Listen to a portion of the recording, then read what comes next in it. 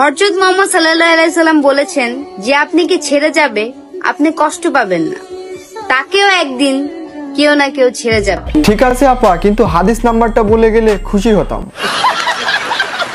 নিজেকে পরিবর্তন করেন, মহান আল্লাহ তাআলা আপনার ভাগ্যকে পরিবর্তন করে দিবে।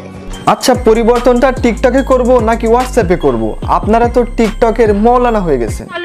বলতেছি যে সারাদিন ছেলেদের টার্গেট করে ভিডিও বানায়, সেই আবার টিকটকে এসে ওয়াজ শোনায়।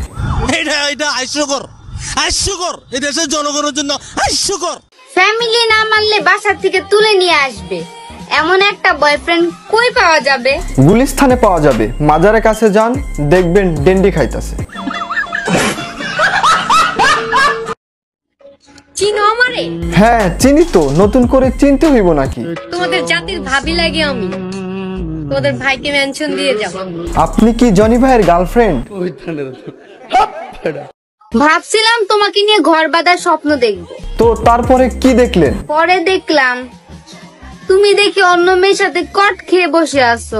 কট কি নিয়ে খাইছে? মেয়ে নিয়া না ডেন্ডি নিয়া?